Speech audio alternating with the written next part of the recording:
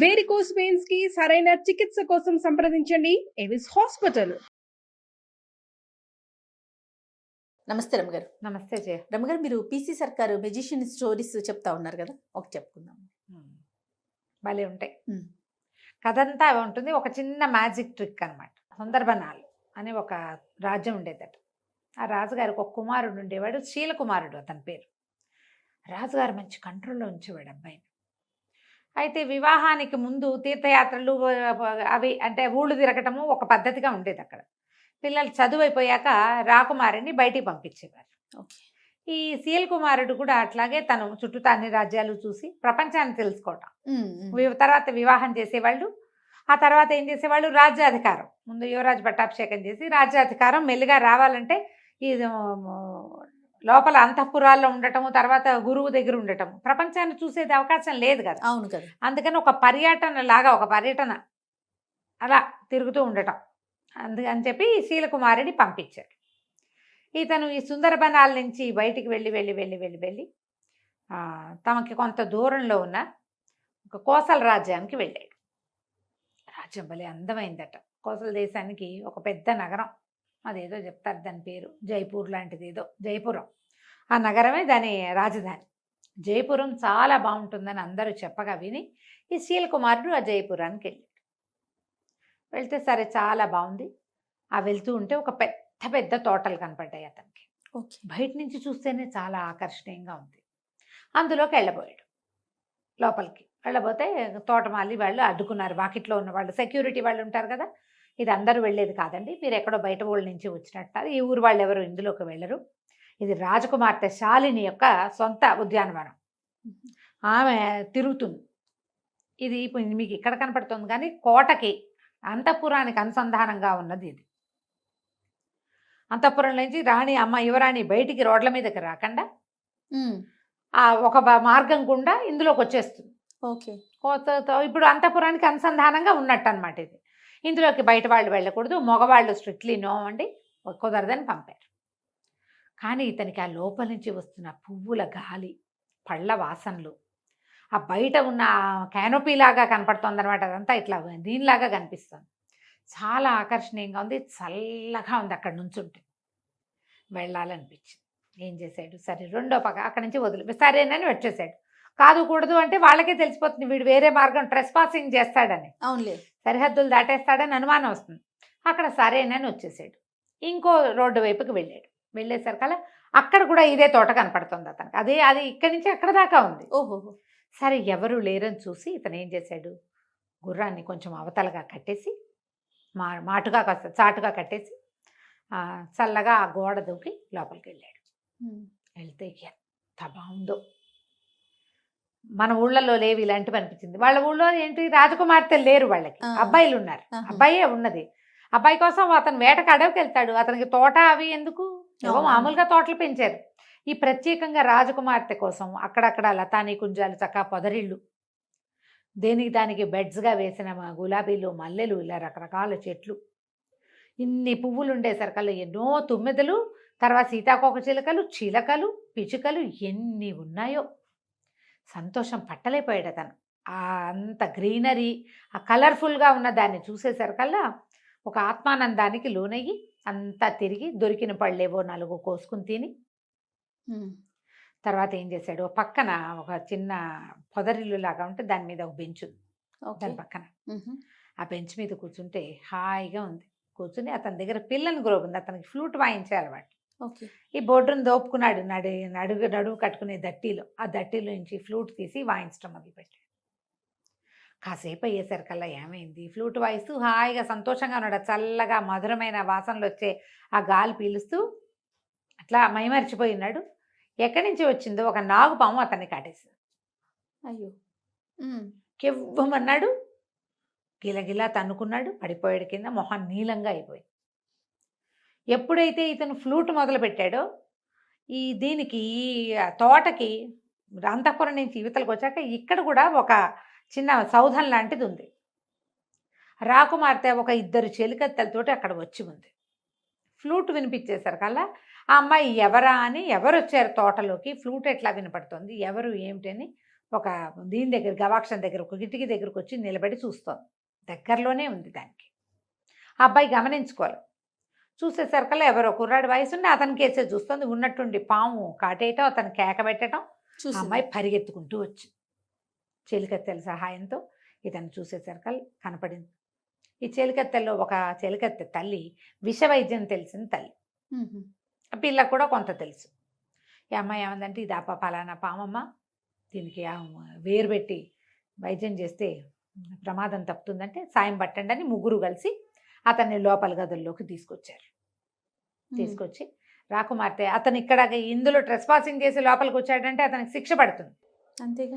అతనేమి తన్ను చూడ్డానికి రాలా, ఈ తోట సౌందర్యం కోసం వచ్చాడు. ఆ సంగీతం బాగుంది, రాకుమారుడు చక్కగా ఉన్నాడు. ఎవ్వరికీ చెప్పకుండా 5-6 రోజుల పాటు అతన్ని అక్కడే దాచిపెట్టి వైద్యం చేయించి అతను కోలుకునేదాకా కాపాడింది. ఓకే. కాపాడి పంపించేద్దాం అనుకుంది. కాస్త కోలుకునేసరికల్లా తన ఫ్లూట్ వాయించడము, కబుర్లు, మాటల్లో మెల్లిగా మనసు ఇచ్చిపుచ్చుకున్నారు వీళ్ళు. కోలుకున్న తర్వాత ఇతను, నేను బయలుదేరి చాలా కాలం అయింది, ఇంటికి వెళ్ళిపోతాను అని చెప్పి, నాకు కూడా వివాహ ప్రయత్నాలు చేస్తున్నారు అని తెలుసుకున్నాడు ఆ అమ్మాయికి. నాకు కూడా వివాహ ప్రయత్నం చేస్తున్నారు, ఎట్లాగో ఉత్తరాలు రాస్తారు, మీ దగ్గర నుంచి ఫోటోలు వస్తాయి, నేను నిన్నే సెలెక్ట్ చేసుకుంటా, మన ఇద్దరం పెళ్లి చేసుకుందామని ఆ అమ్మాయికి మాట ఇచ్చి ఇంటికి వచ్చేసాడు. ఇంటికి వచ్చి కొద్ది రోజులు గడిచినాక ఇతను ఈ శాలిని చేసుకుంటా అని చెప్పి గనక చెప్పాడో నాన్న తిరగబడిపోతాడు. వాళ్ళ నాన్న ఈ పిల్లాడిని, కుర్రవాడిని అతనే ఉద్దేశం చెప్పేలాగా కానీ, అతని అభిప్రాయానికి విలువిచ్చేలాగా కానీ, చాయిస్ అతనికే వదిలేయటం కానీ చేయడు ఆయన. చాలా గట్టివాడు తండ్రి. అతను ఆ పద్ధతిలో లేడు ఆయన. ఇప్పుడు ఏం చేయాలని ఆలోచిస్తుంటే రకరకాల పెళ్లి సంబంధాలు వచ్చినాయి. శాలిని ఫోటో కూడా ఉంది అందులో, ఆ చిత్తరువు కూడా ఉంది. అన్నీ చూసిన తర్వాత ఇతను శాలిని ఉంది చెప్దామనుకున్నాడు. తండ్రి, మంత్రి గారు, రాజగురువు ముగ్గురు కలిసి స్క్రూటినీ చేసి వాటిని ఏం చేస్తారు, అన్నీ చూసి ఈ అమ్మాయి తండ్రి ఎంతమంది ఫైనలైజ్ చేస్తారు కదా, ఇవన్నీ చూసేసి చివరికి 3 సంబంధాలు తేల్చారు. ఆ 3 శాలిని లేదు. ఏం చేయాలో తెలియలా, దిగులుగా అయిపోయాడు. వెళ్ళొచ్చిన దగ్గర నుంచి అతని ధోరణి మారిందని, ఇప్పుడు ఈ పెళ్లి సంబంధాలు చూడటం మొదలుపెట్టాక ఇంకా మొహం వేళ్లాడేసి ఉంటున్నాడని కనిపెట్టాడు మంత్రి గారి కుమారుడైన దేవదత్తుడు. ఓకే. ఏమిటో ఇలా డల్గా ఉన్నావు ఏమిటి అని ప్రశ్నించేసరికి కల్లా ఇంకెవ్వరికి చెప్పలేక ఈ శీల్ కుమారుడు ఏం చేశాడంటే దేవదత్తుడికి చెప్పాడు ఈ సంగతి. నేనేం చేయను, నేనేమో అమ్మాయికి మాట ఇచ్చి వచ్చాను, తను నచ్చింది నాకు, నా ప్రాణం కాపాడింది, అమ్మాయి చాలా బాగుంది, రాజ్యము వాళ్ళ ఏర్పాట్లు మరీ బాగున్నాయి, మా నాన్నగారేమో తేల్చిన సంబంధాల్లో శాలిని లేదు. అక్కడికి రాజగురువు మంత్రి గారు అబ్బాయిని అడగండి అంటే ఏం పర్వాలేదు, నేనే సెలెక్ట్ చేస్తే మా అబ్బాయి అది చేసుకుంటాడని మొదలుపెట్టాడు ఆయన. అబ్బాయి నేను చేసుకోనని అనలేడు, అందరి ముందు పరుగు పోతుంది తండ్రిది. ఏం చేయాలో తెలియట్లేదు అంటే దేవదత్తుడు అన్నాడు, దానికే ఉంది, మనకి ఓ మంత్రవాది ఒక ఆయన ఉన్నాడు, అంటే ఐంద్రజాలికుడు, అదే మంత్రవాది అని అనకూడదు, ఇంద్రజాలం చేస్తాడు, ఆయన పేరు ఏదో భయంకర్ లాంటిది పేరు, ఆయనతోటి మాట్లాడదాము, ఏదైనా సలహా చెప్తాడని అక్కడికి వెళ్ళి, రాకుమారుడు ఇట్లా ఒక అమ్మాయిని ప్రేమించాడు, రాజకుమార్తెనే, కానీ తండ్రి గారు సెలెక్ట్ చేసిన సంబంధాల్లో ఆ సంబంధం లేదు, ఏం చెయ్యాలి అంటే అతను అన్నాడు, సరే నేను చెప్తాను లేవు ఉపాయం, చూద్దామన్నాడు. చూద్దామన్న తర్వాత సరే మంత్రి గారు వీళ్ళంతా సంబంధాలు తీస్తున్నారుగా, ఈ 3 సంబంధాలు ఈ అబ్బాయికి చూపించారు. ఆ అబ్బాయి నేను తేల్చుకోలేకపోతున్నానని చెప్పాడు. తేల్చుకోలేకపోతున్నాను అనేసరికల్లా సరే ఈ 3 తేల్చుకోకపోతే అవన్నీ చూడని మొత్తం పటాలన్నీ పెట్టారు. మాట్లాడపోతే అప్పుడు ఇంద్రజాలికుడు కూడా వచ్చాడు, వాళ్ళు 4 మాట్లాడుకునే చోటు. అట్లా కాదు, ఇప్పుడు రాజకుమారుడికి కంటికి నచ్చడం కాదు, మనసుకి నచ్చాలి.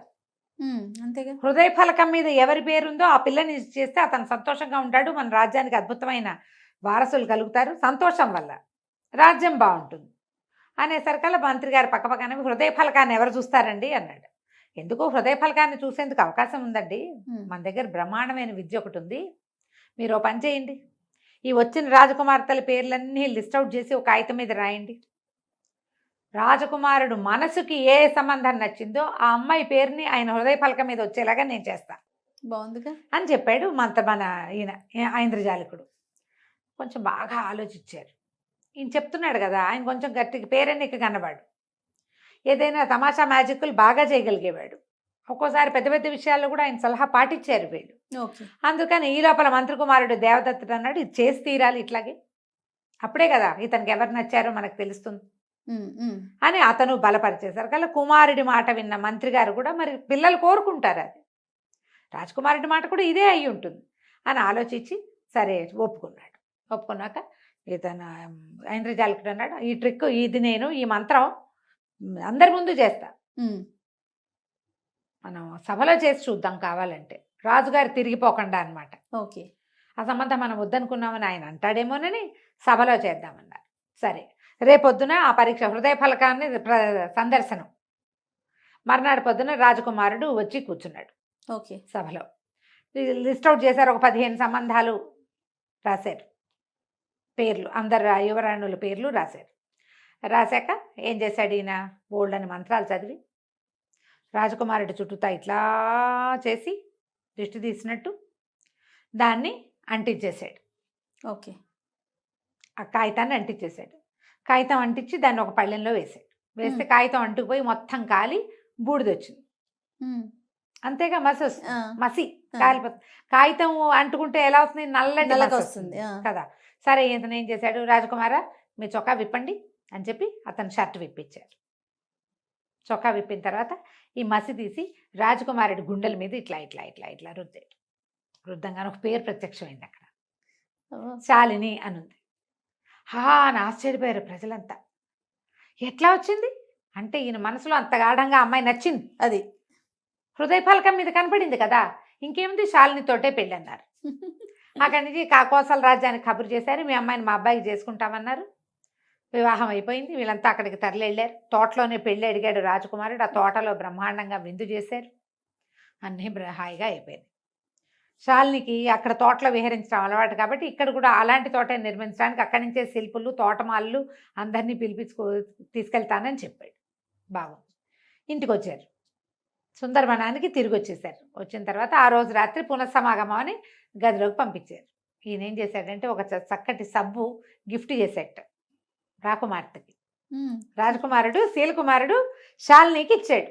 ఇచ్చేసరికి శాలిని ఏమిటి ఇంతకంటే గొప్ప బహుమతి దొరకలేదంటే, ఎందుకు ఈ బహుమతి దీనివల్లే నువ్వు నాకు దక్కేవు, లేకపోతే నువ్వు దక్కేదానివి కాదు, నేను మా నాన్నగారి మాట కాదనలేక చేసుకునేవాడిని అని చెప్పాడు.